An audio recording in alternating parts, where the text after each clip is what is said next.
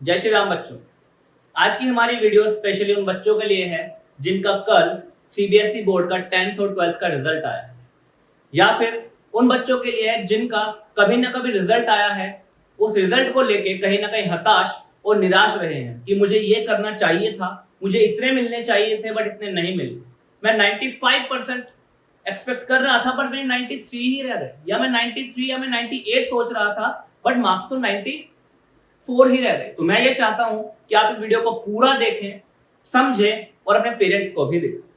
चलिए मैं आपसे एक किस्सा शेयर करता हूं। एक बार क्या होता है, एक टीचर अपने स्टूडेंट्स को क्या बोलता है, रीयूनियन पे बुलाता है कि चलो भाई, मैंने जिन बच्चों को 10th 12th में क्या 10 या 15 या 20 साल पहले पढ़ाया था, आज हम उनको सभी को यहाँ पे इकट्ठा करके एक रीयूनियन करते हैं, उनको बुलाते हैं और देखते हैं कि मेरे बच्चे क्या सीखे, इन 15-20 साल में वो कुछ सीखे भी हैं या नहीं। क्योंकि कई बार ऐसा हो जाता है कि हमें कुछ सीखने में 15, 20, 30 और 40 साल लग जाते हैं, पर हमें जो सीखना चाहिए था हम उस चीज को सीख ही नहीं पाते, हम किसी और ही चीज में लगे हुए होते हैं।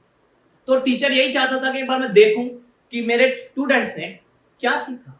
अब उसके स्टूडेंट कोई बहुत बड़ा डॉक्टर बन चुका था, कोई आईएएस ऑफिसर बन चुका था, कोई आईपीएस ऑफिसर बन चुका था, कोई मिलिट्री में था, है ना, कोई आर्मी, कोई डिफेंस, अलग अलग पोस्ट पे अलग अलग जगह, कोई बहुत बड़ा बिजनेसमैन बन चुका था। सब लोग वेल सेटल्ड थे, उसके सभी के सभी स्टूडेंट्स। तो टीचर ने उन सभी को बुलाया, हॉल में बिठा दिया। हॉल में एक राउंड टेबल लगी हुई थी और टेबल के चारों तरफ कुछ चेयर्स रखी हुई थी और उस टेबल पे एक जग रखा हुआ था जिसमें चाय थी और आजू बाजू बहुत सारे ग्लास पड़े हुए थे। 15 बच्चे थे, उस टेबल पे 16 ग्लास रखे हुए थे। अब वो ग्लास क्या थे, ग्लास अलग अलग टाइप के थे। कोई सोने का ग्लास था, कोई चांदी का ग्लास था, कोई कांच का ग्लास था बहुत महंगा, कोई बहुत एक एंटीक ग्लास था जो बहुत पुराने समय में इस्तेमाल किया जाता था और आज उसकी लाखों करोड़ों में वैल्यू थी। इसी तरीके के 15 अलग अलग ग्लास रखे हुए थे और कोई छोटा प्लास्टिक का ग्लास था, कोई छोटी सी एक कुल्हड़ थी, इस टाइप के ग्लासेस भी थे। 15 बच्चे थे, ग्लासेस 16 थे। तो टीचर ने कहा चलिए बच्चों, सभी लोग आइए, बैठिए और एक दूसरे को जरा चाय सर्व कर दीजिए। सब लोग ग्लास लीजिए और चाय लीजिए, मैं 2 मिनट में वापस आया। मैं 2 मिनट में आया, तब तक आप बैठ के चाय पीजिए। टीचर चला जाता है, बच्चे चाय ले लेते हैं। टीचर 2 मिनट बाद वापस आता है और देखता है तो स्माइल करने लगता है, देखता है बच्चों को, अपने सभी को, तो स्माइल करने लगता है। बच्चे पूछते हैं कि sir why are you smiling, आप हंस क्यों रहे, क्या बात हो गई।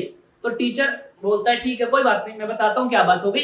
एक बच्चे को खड़ा करता है कि आप खड़े हो जाओ भाई, आपने सोने का ग्लास ले रखा है, ये सोने का ग्लास क्यों चूज करा। क्योंकि बाकी अदर ग्लासेस भी, तो उसने कहा सर मुझे अच्छा लगा क्योंकि इट इज एक्सपेंसिव, ये महंगा ग्लास है और देखने में बहुत बढ़िया लग रहा था, क्योंकि मैं एक आईएएस ऑफिसर हूँ तो मुझे महंगी चीजें पसंद है। उनका वेरी गुड। दूसरे को उठाया, आपने भाई ये ग्लास लिया जो बहुत महंगा ग्लास है, कांच का, इसकी करोड़ों में कीमत है इस ग्लास की, मैंने वहां से मंगवाया है, आपने ये वाला ग्लास क्यों चूज करा। उसने कहा सर मैं एक बिजनेसमैन हूँ, मेरे घर में सारी एंटीक चीजें ही हैं, तो मुझे ग्लास पसंद आया।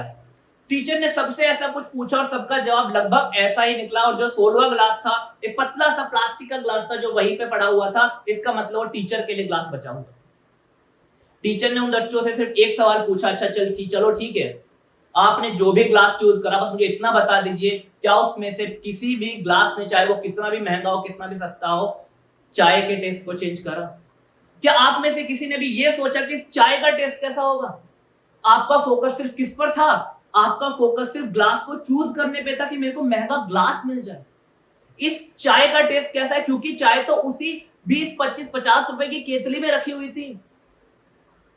और मैटर यही करता है कि भैया आपको चाय टेस्टी लगी कि नहीं लगी, ग्लास आपने कैसा भी चूज कर लिया हो, ग्लास से मैटर नहीं है बॉस, चाय कैसी थी उससे मैटर है। तुम्हें चाय टेस्टी लगी, हाँ लगी, अगर चाय टेस्टी होगी तो कांच के, सोने, चांदी के बर्तनों में भी टेस्टी लगेगी, और अगर चाय ही बेकार है तो आप कैसा भी ग्लास चूज कर लीजिए, वो बेकार ही लगेगी।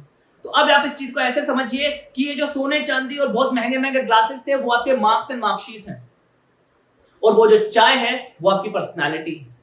अब आप मुझे बताइए, आपको महंगा ग्लास पसंद आएगा या आपकी जो चाय है वो पसंद आएगी। आपका महंगा ग्लास ज्यादा इंपॉर्टेंट है या जो आपकी चाय है वो इंपॉर्टेंट है। भाई साहब, वो मार्कशीट में चढ़े हुए नंबर्स इंपॉर्टेंट नहीं है उतने जितना वो आपके अंदर की पर्सनैलिटी, वो जो चाय है वो इंपॉर्टेंट है। मेरे 99% मार्क्स है, पर मेरी इनर पर्सनैलिटी, अंदर क्या है मेरे ग्लास, ये मेरा ग्लास है, इस अंदर क्या है, पर्सनैलिटी क्या है, कितना कॉन्फिडेंट हूं, कितना अच्छा लीडर हूं, कितने अच्छी तरीके से बोल पाता हूं, समझा पाता हूं, लोगों से घुल मिल पाता हूं, कितना अच्छा एक्सप्रेस कर पाता हूं खुद को, वही सब है जो सबसे ज्यादा मेन है, वही इंपॉर्टेंस रखता है।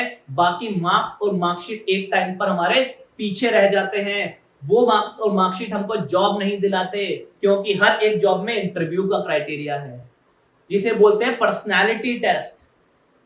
इसीलिए आप गौर कीजिएगा, आप गौर कीजिएगा, किसी भी सरकारी बड़े एग्जाम में कोई भी मार्क्स का क्राइटेरिया ही नहीं है। आप सिविल सर्विसेज का एग्जाम ले लीजिए, कहीं पर नहीं लिखा हुआ कि आपके 90% मार्क्स होने चाहिए। आप एनडीए का एग्जाम ले लीजिए, कहीं पर नहीं लिखा हुआ कि आपके 90% मार्क्स होने चाहिए। सीडीएस का एग्जाम ले लीजिए, कहीं पर नहीं लिखा है आपके 90% मार्क्स होने चाहिए। या कोई भी और गवर्नमेंट एग्जाम ले लीजिए, वहां पर कहीं पर नहीं लिखा कि एलिजिबिलिटी क्राइटेरिया 95% से ऊपर वालों के लिए सेट किया गया है।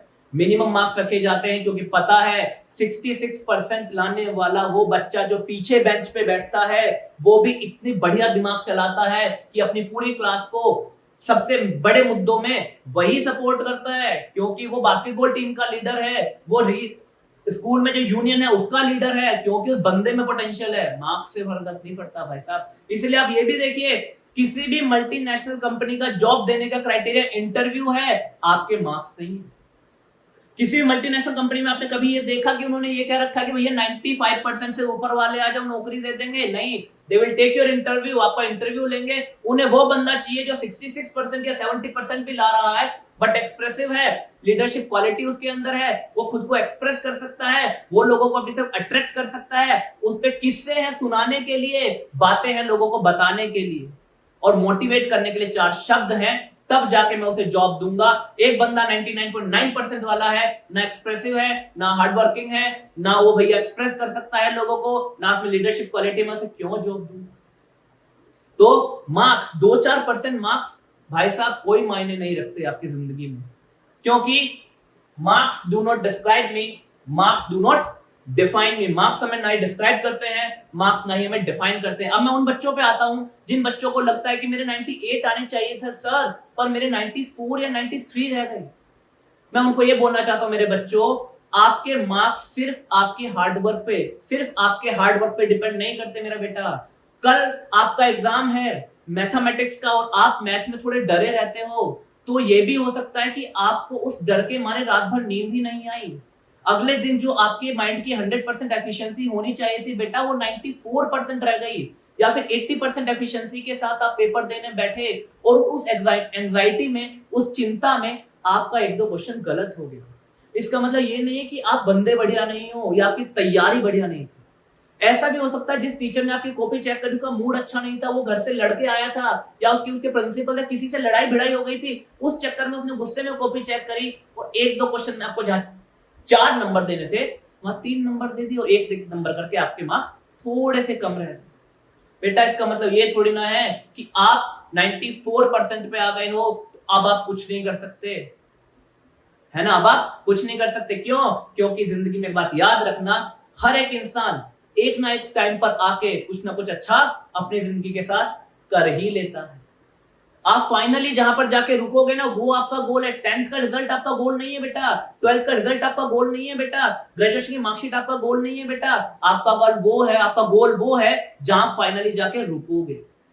आप 10th में 12th में 66% मार्क्स लेकर आए थे, बट आज आप एक आईएएस ऑफिसर हो, क्योंकि आपने 12th के बाद यूपीएससी की तैयारी शुरू कर दी थी। अब क्या फर्क पड़ा कि आपके 10th में कितने मार्क्स थे बेटे? कुछ फर्क पड़ा? कुछ नहीं पड़ा। आपने 12th फेल मूवी देखी है ना बच्चों, उसी से कुछ सीख लो।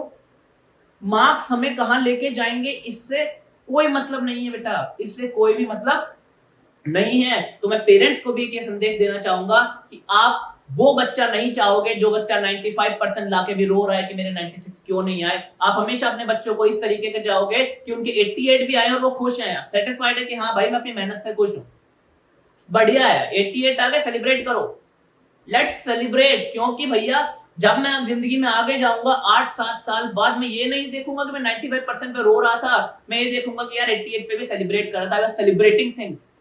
तो ये सेलिब्रेशन ही तो है हमें जिंदगी में जो आगे जीने के लिए मोटिवेट करता है। आपके 10th में कितने मार्क्स आए, घंटा फर्क नहीं पड़ता भाई साहब। आपके रिश्तेदार 2-4 दिन, 4 महीने, 2-4 महीने पूछेंगे, फिर वो अपनी जिंदगी में बिजी, आप अपनी में बिजी। फिर 12th में आपके अच्छे मार्क्स आएंगे, फिर वो आपको 2-4 दिन पूछेंगे, फिर वो अपनी जिंदगी में बिजी, आप भी अपनी में बिजी। उसके बाद जब आप 12th की मार्कशीट के बाद आप ग्रेजुएशन में जाओगे, वहां अच्छे मार्क्स आएंगे, फिर वो 2-4 दिन पूछेंगे, फिर आप अपनी में बिजी, वो अपनी में बिजी। फिर आपकी बहुत बढ़िया नौकरी लगेगी, फिर वो आपसे पूछेंगे, अरे भाई फलाने का तो इतना पैकेज लग गया, इतना बढ़िया पैकेज लग गया, देखो कितना कमा रहा है। फिर 4 महीने बाद वो अपनी जिंदगी में बिजी और आप अपनी जिंदगी में बिजी। ठीक है बेटे, मायने ये रखता है 10th, 12th, ग्रेजुएशन और एक जॉब, और जॉब पे मिला हुआ काम, आप उस प्रोसेस में सेटिस्फाइड थे या नहीं थे, आप उस पूरे प्रोसेस में खुश थे या नहीं थे। अगर आप उस पूरे प्रोसेस में आपसे सेल्फ सेटिस्फाइड थे, खुश थे, तो आपके मार्क्स कितने आए, जॉब कौन सी कंपनी में लगी, कितने का पैकेज लगा, कुछ चीज भी मायने नहीं रखती है। मायने सिर्फ ये रखता है आप खुद से कितने सेटिस्फाइड रहे हो इस पूरे प्रोसेस में। क्योंकि फिर मेरी बात समझ लीजिए, जिंदगी में फाइनली लास्ट स्टेज आते आते हर इंसान, हर बच्चा, हर स्टूडेंट अपनी लाइफ में कुछ ना कुछ बढ़िया कर ही लेता है। या उसे नौकरी बहुत बढ़िया मिल जाती है, या उसकी जिंदगी बहुत बेहतरीन हो जाती है, या वो कई अपने पुराने डिसीजन पे ये बोलता है कि थैंक गॉड मैंने वो डिसीजन नहीं लिया, अगर मैं कल यूपीएससी की तैयारी कर रहा होता तो शायद आज मैं फुटबॉलर नहीं बन पाता, शायद मैं क्रिकेटर नहीं बन पाता, क्योंकि मुझे क्रिकेट पसंद है। और मुझे लोग बोला करते थे, नहीं you should try for this, you should go for this. नहीं भाई, मुझे तो ये करना है। सो मार्क्स अगर 2-4% कम भी है ना, तो परेशान मत होइए। कई बार ये देखा गया है कि बच्चे इतने डिप्रेशन में चले जाते हैं, और कई बार तो ऐसा होता है कि लोग आईआईटी का एंट्रेंस एग्जाम देने गए, मुझे आईआईटी बनारस मिलना चाहिए था, आईआईटी रुड़की मिलना चाहिए था, आईआईटी दिल्ली मिलना चाहिए था, वो नहीं मिला, and they just committed suicide. उन्होंने सुसाइड कर लिया। भाई कभी भी आप कोई ऐसी जॉब या ऐसी नौकरी के लिए प्रिपेयर कर रहे हो, तो अपने माइंड में ये रखिए, देखिए उस नौकरी पे किसी ने आपका नाम नहीं लिखा हुआ है, कहीं पे नहीं लिखा है कि ये नौकरी शुभम की है, या ये नौकरी आपकी है, या ये नौकरी उस स्टूडेंट की है। नहीं भैया, वो किसी और की ही थी शायद, आप तो बस उसे पाने की कोशिश कर रहे थे। नहीं भी मिली तो क्या आपके घर से कुछ गया? कुछ नहीं गया। आप तो बस ये ध्यान रखिए, जिस प्रोसेस में, जिस जर्नी में आपने उस नौकरी की तैयारी करी, उस जर्नी के दौरान आपने क्या क्या सीखा। अगर उस जर्नी के दौरान जो जो आपने सीखा उसने आपकी पर्सनैलिटी को इंप्रूव करा, तो बेटा वो नहीं तो कोई दूसरी नौकरी आपकी लग ही जाएगी। शायद हो सकता है उससे बेटर ही लग जाए, उससे बढ़िया ही लग जाए, वो नहीं तो दूसरी, दूसरी नहीं तो तीसरी जॉब आपकी लगेगी ही लगेगी। कोई नहीं रोक सकता if you have learn something in that process. इसीलिए तो जो लोग बच्चे यूपीएससी की तैयारी करते हैं, क्या बोला जाता है, द प्रिपरेशन ऑफ यूपीएससी, है ना, वो क्या एक जर्नी है, वो कोई पढ़ाई नहीं है बेटा, वो एक जर्नी है। अगर आप उस जर्नी में आईएएस बन गए हो तो आप इंटरव्यू क्रैक कर जाओगे। अगर आप उस जर्नी में ही आईएएस नहीं बने, उस जर्नी को ही एंजॉय नहीं कर पा रहे हो, तो आप वो एग्जाम क्लियर नहीं कर पाओगे। तो समझिए इस चीज को, जर्नी को एंजॉय कीजिए, 2-4% मार्क्स पे मत रोइए। एक बहुत अच्छी बात मैंने कभी अपने स्कूल टाइम में सीखी थी, जो शायद मैंने ही याद की थी, मैं ही उस तरीके से सोचता था, पता नहीं सही है गलत मैं आपके साथ, बट शेयर जरूर करना चाहूंगा। देखो, हम मेहनत करते हैं 10th में बढ़िया मार्क्स आ जाए, 10th में बढ़िया मार्क्स आएंगे तो फिर मेहनत करते हैं कि 12th में बढ़िया मार्क्स आ जाए। 12th में बढ़िया मार्क्स हमें इसलिए चाहिए ताकि हमें बहुत बढ़िया कॉलेज मिल जाए, एक अच्छा कॉलेज मिल जाए। एक अच्छा कॉलेज हमें इसलिए चाहिए क्योंकि कॉलेज से कैंपस प्लेसमेंट हो जाती है, तो मुझे बढ़िया तगड़ी नौकरी मिल जाए। बढ़िया नौकरी मुझे इसलिए चाहिए ताकि मुझे बहुत अच्छा उसमें सैलरी, बहुत अच्छा पैसा मिले, और फिर वो पैसा मैं उस चीजों के लिए खर्च करता हूँ जो चीजें मुझे खुशी देती है। गाड़ी खरीदूंगा, ये खरीदूंगा, वो खरीदूंगा। अब आप मुझे बताइए, do you need money to be happy? क्या आपको पैसा ही चाहिए खुश रहने के लिए? इसका मतलब तो जब तक पैसा नहीं आएगा तब तक निराश ही रहोगे भाई। 10वीं, 11वीं, 12वीं, ग्रेजुएशन, कॉलेज में सब कुछ निराशा में काट दोगे क्योंकि पैसा तो है नहीं ना। You don't need money to be happy, you can be happy right now. अपने दोस्तों में जाओ, घूमो फिरो, मजे करो, यू आर हैप्पी। अपने फैमिली में जाओ, टाइम स्पेंड करो, you will be happy. Parties enjoy करो, घरों में जो शादियां होती है शादियों को एंजॉय करो, बी हैप्पी यार। तो 2-4% मार्क्स पे रोना धोना नहीं है, क्योंकि मार्क्स आपको डिफाइन नहीं करते। मार्क्स से बिल्कुल नहीं पता लगता आपकी पर्सनैलिटी क्या है, कि ग्लास कैसा है और चाय कैसी है। प्लीज इस चीज को याद रखिए, ये मैसेज आपके लिए बहुत इंपॉर्टेंट है। इस मैसेज को हमेशा अपनी जिंदगी में याद रखना। इस मैसेज को प्लीज बहुत बच्चों को फॉरवर्ड करना। आपको जिनको लगता है कि जो लोग परेशान हो जाते हैं, उन स्टूडेंट्स को फॉरवर्ड करना, अपने दोस्तों को फॉरवर्ड करना, अपने रिलेशनशिप में जो लोग हैं रिलेशन में, जो लोग हैं रिलेटिव जो हैं उनको फॉरवर्ड करना, चाची मौसी मामी जी उनके बच्चे अपने कजन सभी को फॉरवर्ड करना, बिकॉज कहीं ना कहीं ये लेसन आपको कुछ सीख अच्छी जरूर देके जाएगा और जिंदगी में आप आगे कभी भी 2-4% के लिए परेशान नहीं। ठीक है बच्चों, चलिए आज के लिए इतना ही। अच्छा लगा तो चैनल को सब्सक्राइब कर देना और इस वीडियो को जरूर से जरूर शेयर कर देना मेरे बच्चों। जय श्री राम।